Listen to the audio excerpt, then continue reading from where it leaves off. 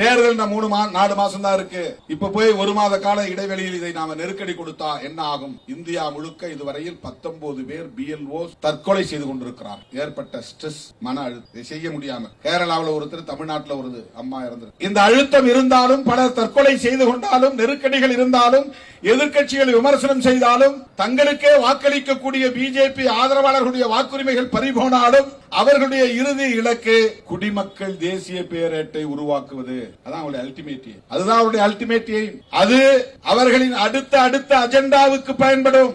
அவர்கள் விரும்புகிற இந்தியாவை கட்டமைக்க புதிய செயல் திட்டத்தை தீவிரப்படுத்த முடியும். இவர்களுக்கான வாக்காளர்களை மட்டுமே தக்க வைத்துக் கொண்டு தேர்தல் தில்லுமுள்ளுகளை தேர்தல் ஆணையத்தின் மூலம் செய்து எதிர்க்கட்சி வேட்பாளர்கள் 300-400 வாக்குகளில் மட்டுமே தோற்கக்கூடிய அளவுக்கான ஏற்பாடுகளையும் செய்து ஆட்சி அதிகாரத்தை முதலில் பகிர்ந்து கொள்வது, பிறகு கைப்பற்றுவது என்கிற நடவடிக்கைகளை அவர்களால் வெற்றிகரமாக செய்து காட்ட முடியும். அதற்கு பல மாநிலங்கள் சான்றுகளாக இருக்கின்றன. நீங்க பீகார் தேர்தலை பாத்தீங்கன்னா ரொம்ப நெக் டு நெக் வந்து 300 ஓட்டு, 200 ஓட்டு, 400 ஓட்டு, 600 ஓட்டு, 1000 ஓட்டு, 1200 ஓட்டு, இந்த வாக்குகள் வித்தியாசத்தில் தான் எதிர்க்கட்சிகள் பல வேட்பாளர்கள் தோற்று போயிருப்பார்.